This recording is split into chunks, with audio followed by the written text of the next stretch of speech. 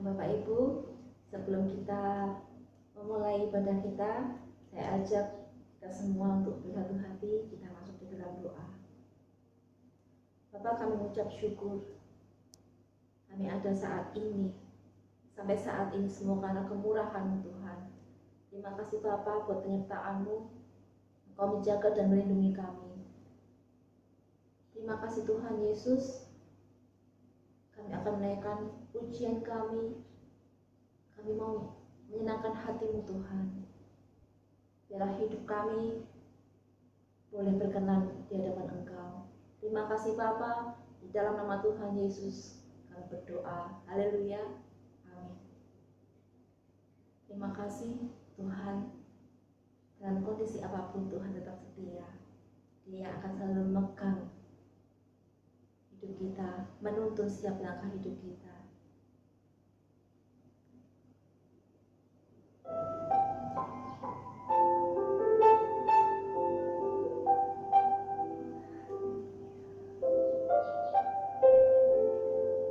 Biarlah hati kita selalu tenang, sebab Tuhan ada di dalam kita.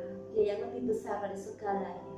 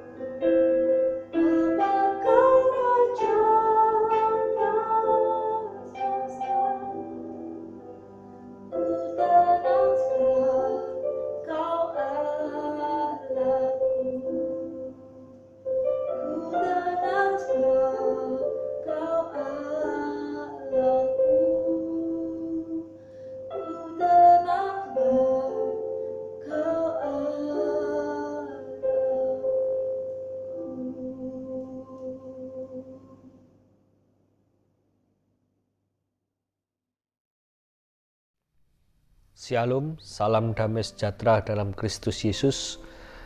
Saya berharap kita semua dalam pertemuan melalui ibadah online ini, dimanapun jemaat Tuhan berada, dalam keadaan baik, dalam keadaan limpah, dalam berkat dan rahmat Allah, dalam keadaan yang sehat tentunya. Puji nama Tuhan, Bapak Ibu Saudara-saudariku yang terkasih, jemaat Tuhan yang saya kasih dalam Kristus Yesus.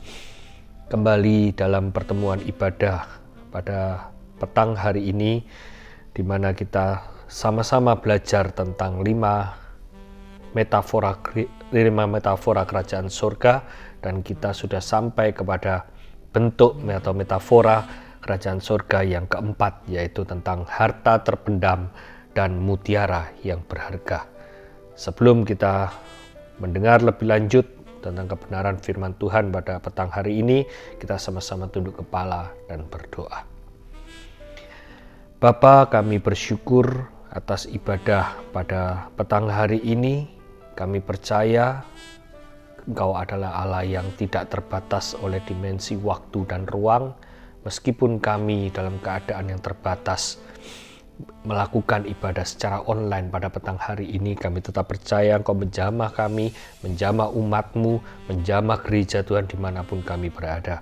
Kiranya Allah Roh Kudus bimbing umat Tuhan untuk mengerti apa yang hendak firman Tuhan ini dibentangkan dan timbul daripada iman dalam pribadi lepas pribadi umat Tuhan karena firman Tuhan yang dibentangkan. Kami bersyukur atasnya, kuasai lidah bibir hamba-Mu dan kuasai ibadah online ini. Hanya di dalam nama Kristus Yesus Tuhan kami berdoa. Amin. Bapak, Ibu, Saudara-saudariku yang terkasih, di mana di dalam Injil Matius pasal ke-13 ayat 44 sampai 46, kita akan membaca terlebih dahulu sebagai pembahasan firman pada petang hari ini yang berbicara tentang 5 metafora kerajaan surga, di mana kerajaan surga diperumpamakan oleh Tuhan Yesus Kristus tentang harta terpendam dan mutiara yang berharga.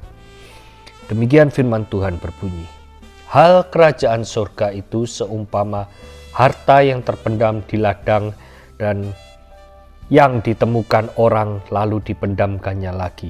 Oleh sebab sukacitanya, pergilah ia menjual seluruh miliknya, lalu membeli ladang itu. 45.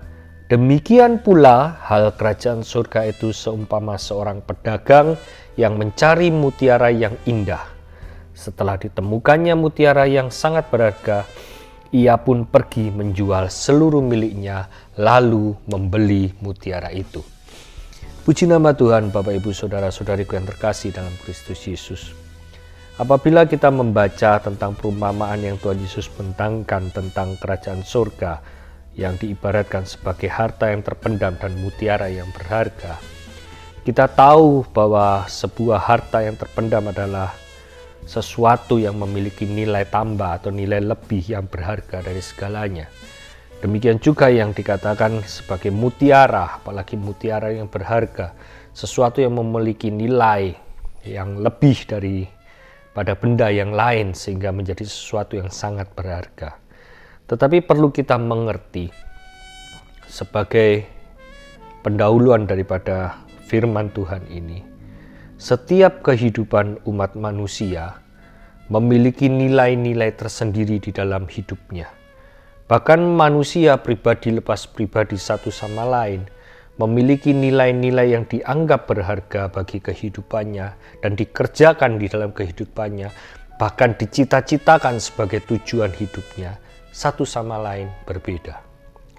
Satu contoh, satu pribadi yang menekankan dalam nilai kehidupannya, keluarga adalah sesuatu yang sangat bernilai bagi dirinya, maka segala sesuatu yang dia kerjakan dalam kehidupan ini senantiasa berhubungan dengan keluarga.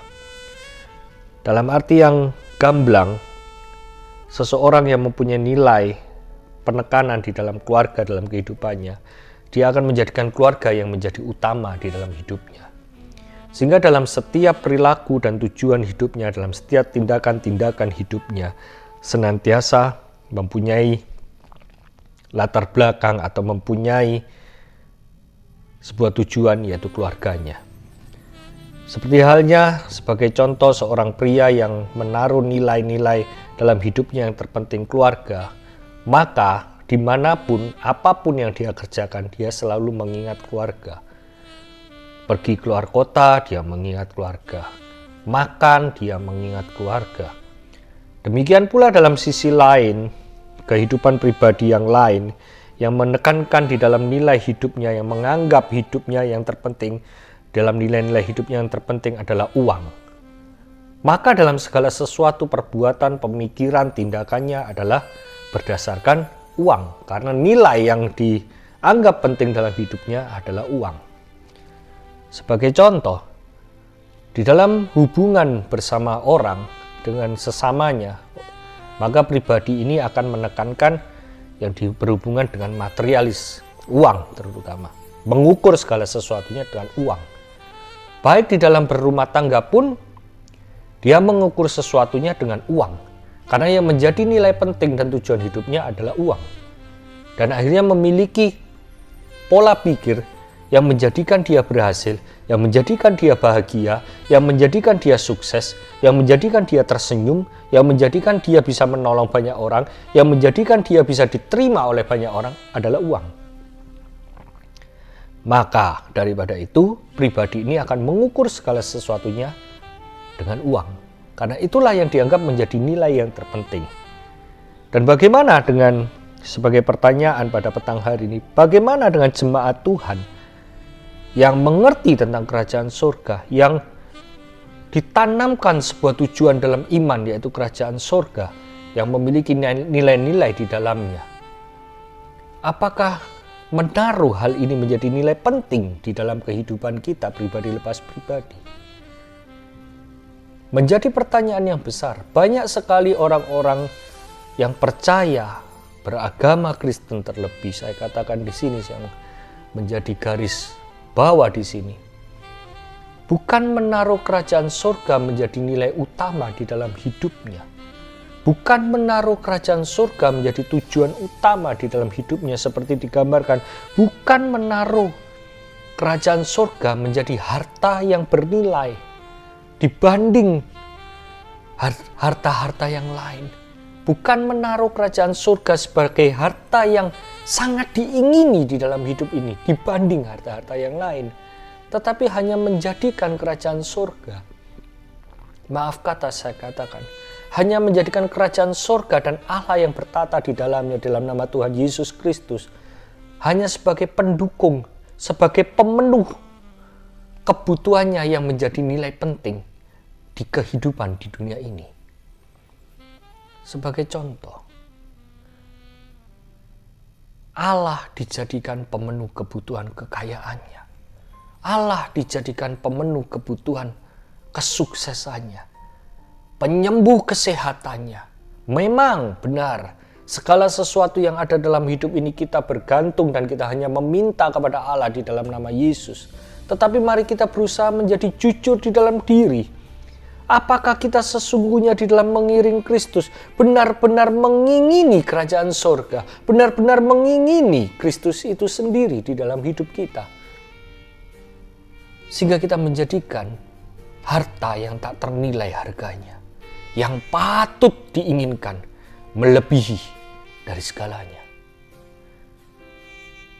Mari kita jujur di dalam diri kita, sehingga hari demi hari kita tidak berbohong di hadapan Allah dan kita tidak sedang membohongi diri kita sebagai manusia yang beriman. Hal kerajaan surga itu seumpama harta yang terpendam di ladang, yang ditemukan orang lalu dipendamkannya lagi. Oleh sebab sukacitanya, pergilah ia menjual seluruh miliknya lalu membeli ladang. Akankah kita menaruh dalam diri kita, iman kita, selama kita mengiring Yesus, selama kita berkata, aku percaya bahwa Yesus Kristus adalah Tuhan dan Juru Selamatku. Aku percaya Allah Tritunggal yang Maha Kudus, Allah Bapa, Putra, dan Roh Kudus. Dan ketika kita mengerti, dan ketika kita mengucap itu semua, apakah yang kita ucapkan itu benar-benar menjadi harta yang tak ternilai, harta yang terpendam, sehingga ketika kita menemukan harta itu di ladang, kita menjual segalanya dan mengingini, dan hanya mengingini, saya katakan sekali lagi, hanya mengingini harta itu, yaitu kerajaan surga. Tidakkah kita seringkali berlaku seakan-akan saja, tetapi tidak sungguh-sungguh mengingini? Bapak, Ibu, Saudara-saudariku yang terkasih, jemaat Tuhan yang terkasih,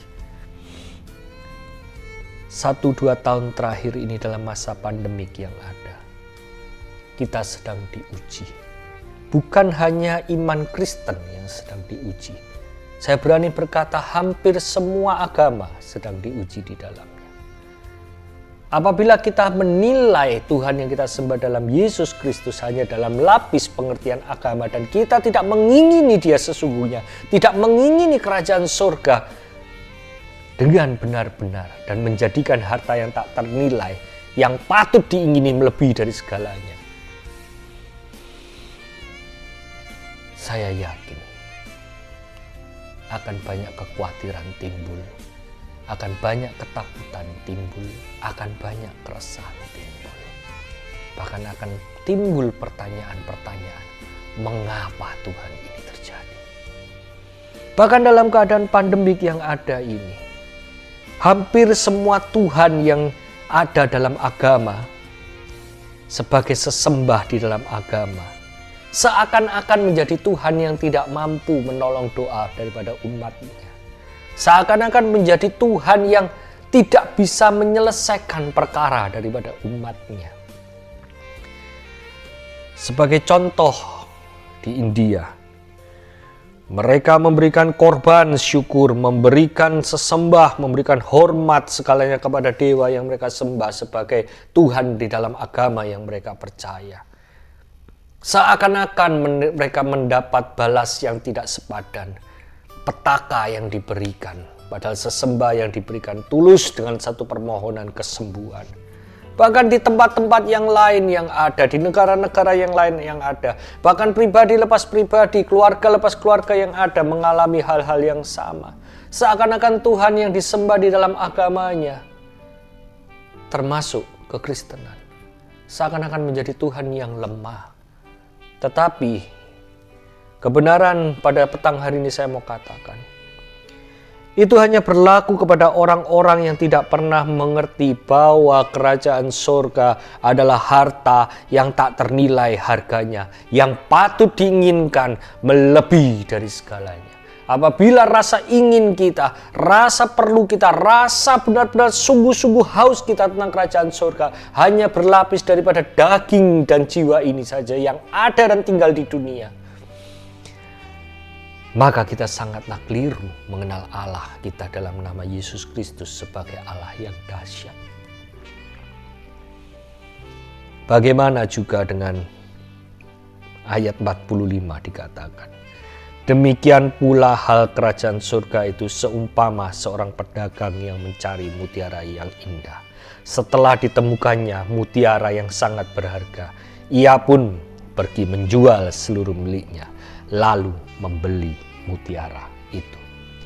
Bapak ibu saudara-saudariku yang terkasih, yang pertama kita mengerti bahwa kerajaan surga sebagai harta yang terpendam, harta yang tak ternilai harganya, yang patut diinginkan melebihi dari segalanya. Dan di dalam bagian yang kedua yang saya mau katakan, kerajaan surga sebagai harta, sebagai sesuatu yang berharga, yang hanya dapat diperoleh dengan mengorbankan segala sesuatu yang menghalangi untuk memperoleh itu.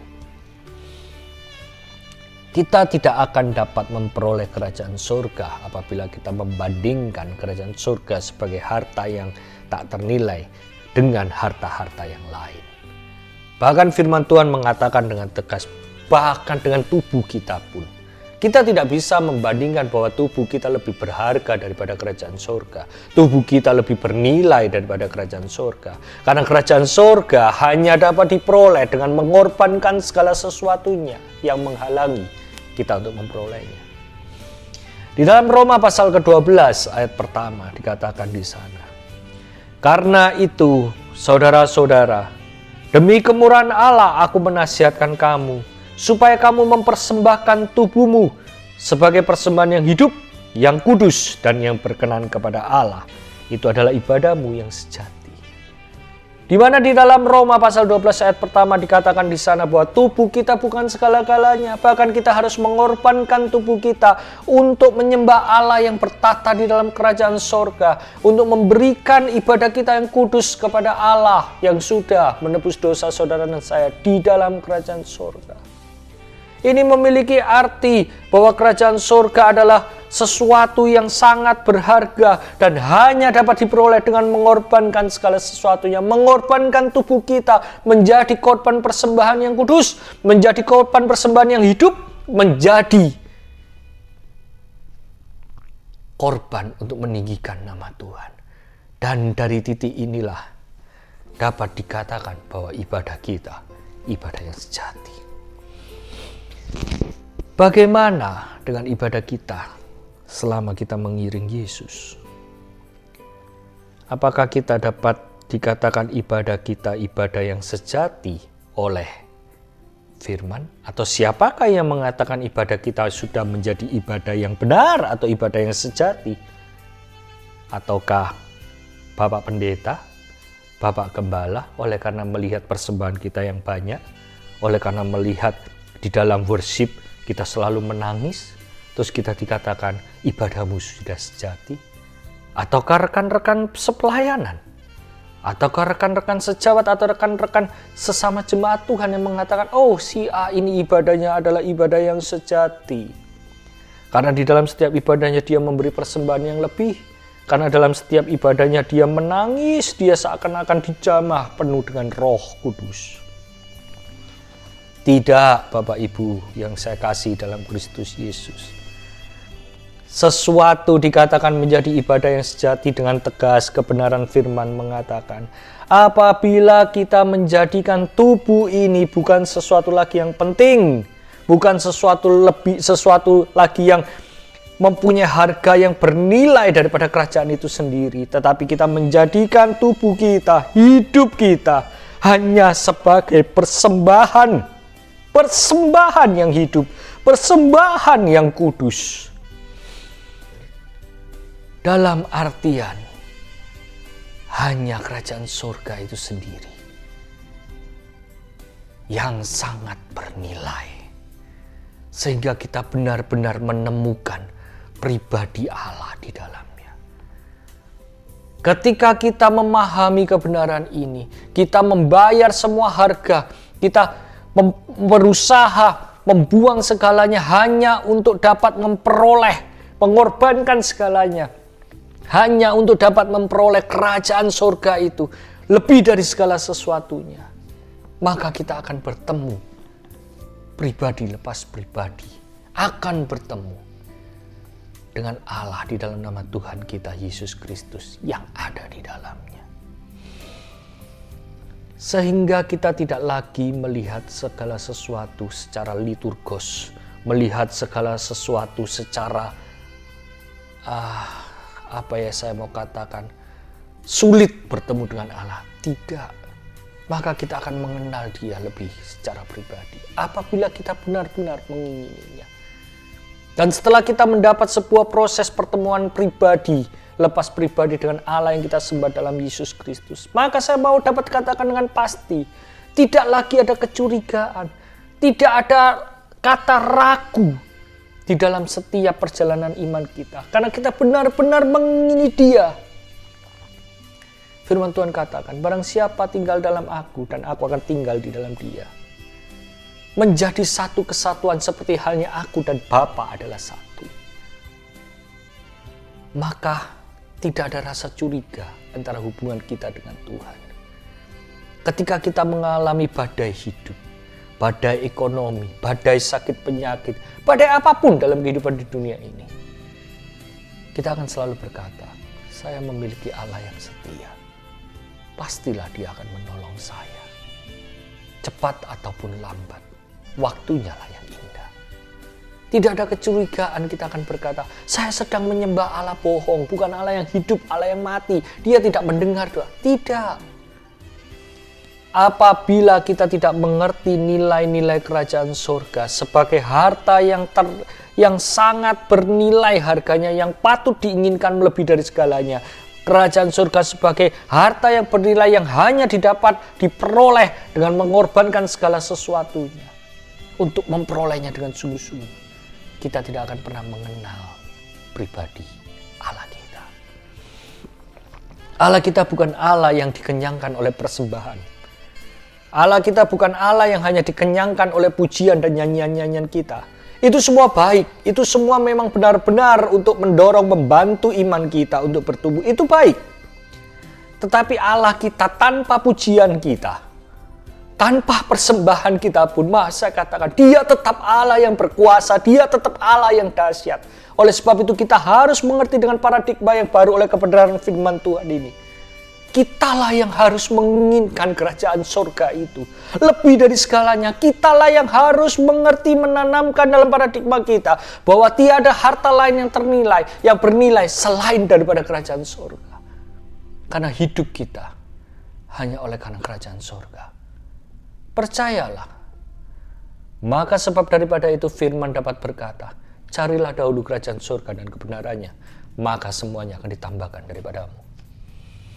Kerajaan surga bukan hanya berbicara ketika kita mati kelak. Kerajaan surga bukan hanya berbicara tentang kehidupan yang maya, yang tidak pernah kita lihat. Karena memang tidak ada yang pernah, manusia yang hidup itu tidak ada yang pernah dari kerajaan surga terus dia keluar lagi ke bumi. Tidak ada. Tetapi saya mau katakan kebenaran ini, kerajaan surga bukan hanya berkata itu, tetapi kerajaan surga juga berkata tentang kita hidup di bumi.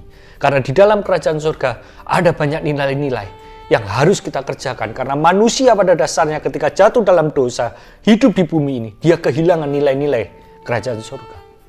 Di mana manusia kehilangan love, kehilangan kasih satu sama lain, kasih kepada Tuhan, kasih kepada Bapaknya, kasih kepada sesamanya. Manusia kehilangan kebenaran. Dan kebenaran yang dianggap benar adalah kebenaran yang dia kerjakan sendiri, bukan daripada Tuhan lagi. Bahkan manusia, saya katakan, kehilangan iman. Dia bingung kepada siapa dia harus beriman. Dia hanya mengandalkan kekuatannya sendiri. Dan terlebih manusia kehilangan harapan. Karena hidupnya hanya hidup dan mati di bumi. Tidak ada kehidupan yang kekal. Kerajaan surga bukan hanya mempersiapkan kematian. Tetapi kerajaan surga membuat kehidupan saudara dan saya benar-benar hidup. Inginilah itu lebih dari segalanya. Matius pasal ke-19 ayat 21. Haleluya. Injil Matius pasal ke-19 ayat 21 dikatakan demikian firman Tuhan. Kata Yesus kepadanya, "Jikalau engkau hendak sempurna, pergilah, jualah segala milikmu, dan berikanlah itu kepada orang-orang miskin, maka engkau akan peroleh harta di surga. Kemudian datanglah kemari dan ikutlah aku." Bagi orang yang tidak benar-benar mengingini kerajaan surga, yang hidupnya hanya menjadikan kerajaan surga menjadi pemenuh nilai-nilai yang dianggap penting dalam hidupnya, maka hal ini akan menjadi hal yang gila dikatakannya. Karena kita sedang menyembah Tuhan yang seperti apa yang menjadikan hidup kita menderita oleh karena kita menjual harta kita. Tetapi saya mau berkata dengan tegas, tidak ada harta lain di dunia ini yang patut diingini selain daripada kerajaan surga itu sendiri. Oleh sebab itu firman Tuhan berani mengatakan dengan tegas, "Jikalau engkau hendak sempurna, pergilah, jualah segala milikmu." Mana harta, keuangan, kepandaian, tahta, dan apapunlah yang menjadikan kita seakan-akan bernilai di dunia ini. Tapi saya mau berkata, dunia saja bisa memberikan sebuah peribahasa, di atas langit masih ada langit. Bagaimana orang yang menjadikan harta, keuangan sebagai nilai yang terpenting dalam hidupnya? Masih ada orang yang lebih kaya daripada dia. Bagaimana dengan orang yang mengatakan intelektualitas menjadi nilai terpenting dalam hidupnya? Masih ada banyak orang yang lebih pandai. Di atas profesor masih ada profesor. Haleluya. Di atas doktor masih ada doktor. Mari kita renungkan. Bukan berarti Tuhan mengingini harta kita habis, tidak. Tetapi marilah kita menaruh dalam iman kita, pengiringan kita kepada Kristus. Janganlah kita kembali mengikatkan kepada dunia ini. Apa yang kita kerjakan, kita nikmati, kita makan, kita simpan untuk hidup kita, anak-anak kita, itu baik. Tapi jangan menjadikan kita terikat di dalamnya. Mari kita kembali menjadikan kerajaan surga ini menjadi nilai yang penting, seperti yang saya katakan di pertengahan tadi. Kerajaan surga tidak hanya berbicara tentang kematian kita kelak, tetapi dengan kerajaan surga hidup kita menjadi lebih hidup. Karena kita memperoleh kasih, kita bisa menghidupi kasih itu. Kita memperoleh kebenaran, sehingga hidup kita dalam kebenaran. Seperti firman Tuhan katakan dalam Amsal, jalan hidup orang benar semakin terang seperti rembang tengah hari. Wow! Hanyalah ketika kita mengingini kerajaan surga, kita memperoleh kebenaran. Mari kita buka kembali di dalam Injil Yohanes, pasal ke-5, ayat 39 sampai dengan 42, dikatakan demikian firman Tuhan. Kamu menyelidiki kitab-kitab suci, sebab kamu menyangka bahwa olehnya kamu mempunyai hidup yang kekal. Tetapi walaupun kitab-kitab suci itu memberi kesaksian tentang aku, namun kamu tidak mau datang kepadaku untuk memperoleh hidup itu. Aku tidak memerlukan hormat dari manusia, tetapi tentang kamu, memang aku tahu bahwa di dalam hatimu, kamu tidak mempunyai kasih akan Allah. Jemaat Tuhan yang saya cintai, saya kasih dalam Kristus Yesus, kembali menjadi hal yang diingatkan oleh kebenaran firman, baik bagi saya pribadi sebagai hamba Tuhan. Janganlah kita hanya mengejar iman yang semu, tetapi sebenarnya yang ada dalam diri kita tidak mengingininya. Janganlah kita hanya menjadikan sesuatu yang sesungguhnya sangat penting dalam hidup dan kematian kita kelak, yaitu tentang kerajaan surga ini sendiri, menjadi lip service. I believe in God. Saya percaya kepada Tuhan, tetapi saya tidak mengingini Tuhan. Nah, jangan sampai kita menjadi hal yang seperti ini. Jangan sampai kita menempatkan diri kita seakan-akan beriman, tetapi kita tetap hidup di dunia ini, dalam tanda kutip, hidup dalam kejahatan dunia ini. Kita menjadi kembali tidak berharga di dalamnya. Yohanes pasal 5 ayat 42 mengatakan dengan jelas, tetapi tentang kamu, memang aku tahu, Tuhan tahu, bahwa di dalam hatimu kau beriman, kau mengejar, menyelidiki kitab-kitab suci, tetapi kamu tidak mempunyai kasih akan Allah. Firman Tuhan di bagian yang lain katakan, kita berkarunia, memiliki karunia apapun, tetapi ketika kita tidak mengasihi Allah, kita bagaikan gong yang gemerincing bunyinya.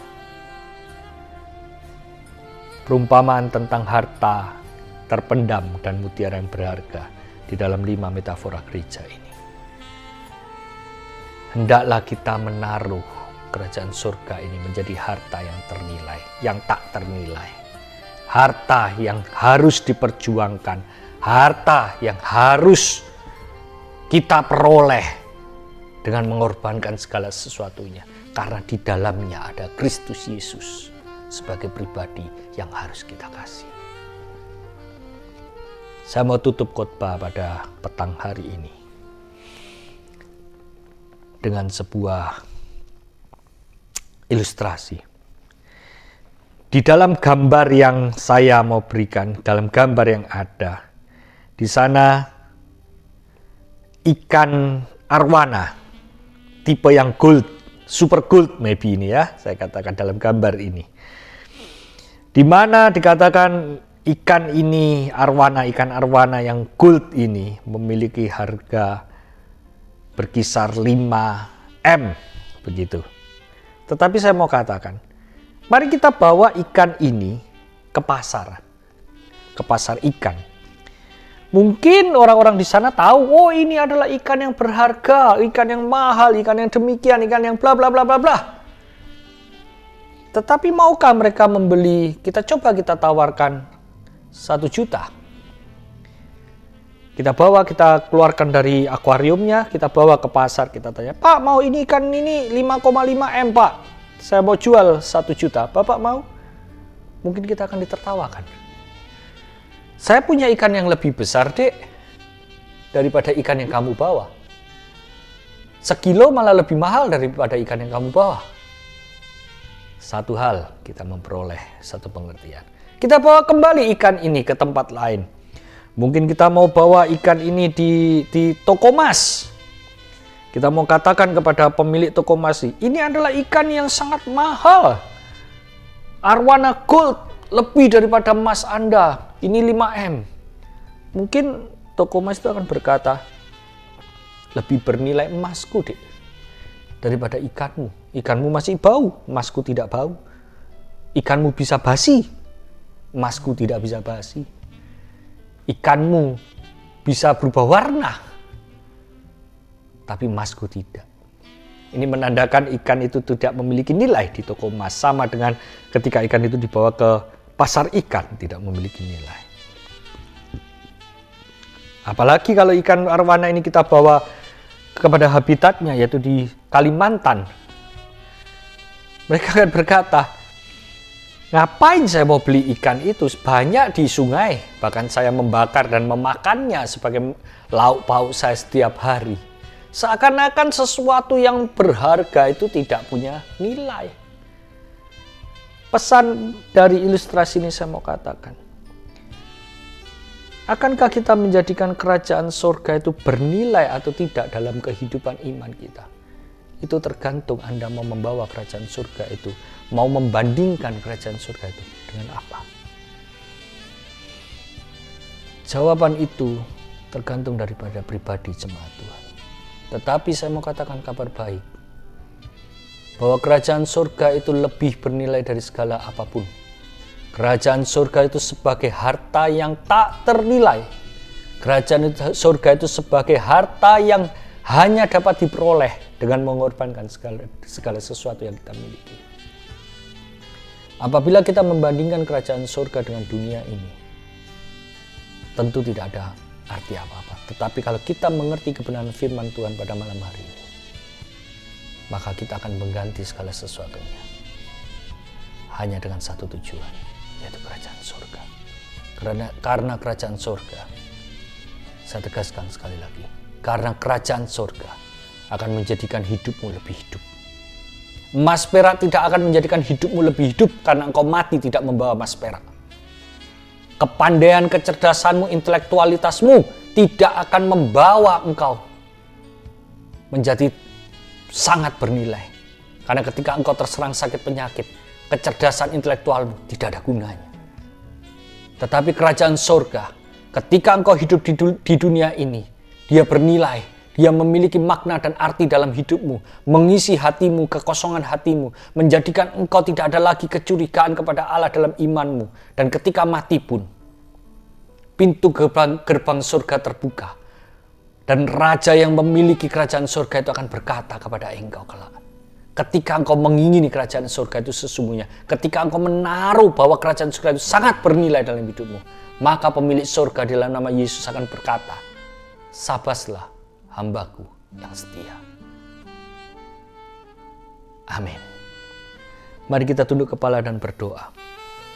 Bapa, kami mengucap syukur atas bagian kecil daripada firman-Mu yang berbicara dan mengajar kami tentang 5 metafora kerajaan surga. Terlebih kita mengerti, memahami bahwa kerajaan surga menjadi sesuatu harta yang tak ternilai bagi hidup kami. Sehingga kami harus mengingini sungguh-sungguh kerajaan surga itu. Sehingga kita hanya dapat memperolehnya dengan mengorbankan segala sesuatunya. Sehingga hidup kami dalam iman kepada Engkau tidak lagi mengikatkan diri pada dunia, harta, kekayaan, kepandaian, dan tata di dunia ini. Tetapi kami mau mengikatkan diri kepada Engkau. Karena kami mau mengenal Engkau pribadi. Kami mau bertemu Engkau pribadi.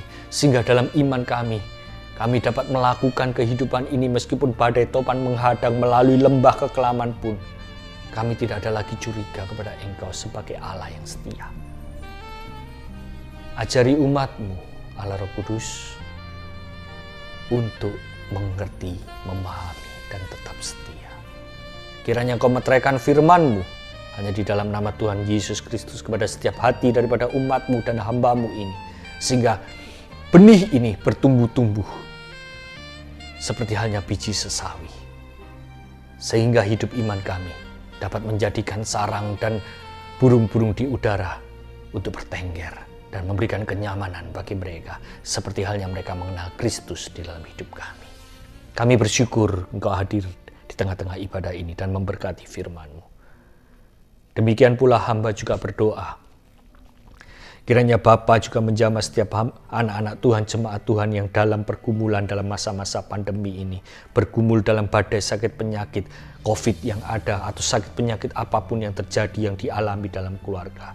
Kami tetap percaya kiranya kami memiliki Allah Jehovah Rafa, Allah yang tak pernah kami ragukan, sehingga kami mengenal pribadi Allah, sehingga kami tidak memberikan keraguan kepada Allah. Kami percaya Allah kami dalam Yesus Kristus oleh kuasa bilur-bilurnya, oleh kuasa darah Yesus yang sudah menebus dan mengampuni dosa daripada kami jemaat Tuhan ini, juga menjadi Allah yang sudah menyembuhkan sakit penyakit kami. Dan hamba juga berdoa bagi jemaat Tuhan dimanapun berada yang mengalami badai ekonomi, badai rumah tangga, dan badai apapun. Jadikanlah kerajaan surga menjadi nilai terpenting dalam hidupmu. Terima kasih ya Aba ya Bapa di dalam nama Kristus Yesus atas ibadah yang indah ini yang sudah Engkau berkati. Kiranya Engkau juga memberkati pujian, hormat, syukur daripada umat-Mu. Demikian juga korban persembahan, persepuluhan daripada umat Tuhan untuk pengkabaran Injil dan untuk kehidupan daripada gereja Tuhan yang ada. Tuhan memberkati. Mari umat Tuhan yang terkasih dalam Kristus Yesus, tengadakanlah wajahmu, angkatlah tanganmu, terimalah segala berkat dan rahmat daripada Allah Bapa di surga, cinta kasih daripada Tuhan kita Yesus Kristus, persekutuan penghiburan dan pertolongan daripada Allah Roh Kudus yang menjadikan engkau hari demi hari mengerti nilai-nilai daripada kerajaan surga dan menjadikan kerajaan surga hal yang tak ternilai, harta yang tak ternilai dalam hidupmu, sehingga imanmu semakin bertumbuh-tumbuh dan berbuah-buah. Mulai malam hari ini sampai Maranatha. Di dalam nama Tuhan Yesus Kristus, umat Tuhan yang diberkati bersama-sama katakan amin. Shalom Bapak Ibu Saudaraku yang terkasih dalam Kristus Yesus. Bersyukur kepada Tuhan kita dapat melalui ibadah ini dengan baik tentunya. Mari kita tetap berdoa dan saling mendoakan sehingga masa pandemi ini dapat terlalui dan semua dalam keadaan sehat tentunya. Shalom, sampai berjumpa dalam ibadah minggu depan. Tuhan Yesus memberkati. Haleluya.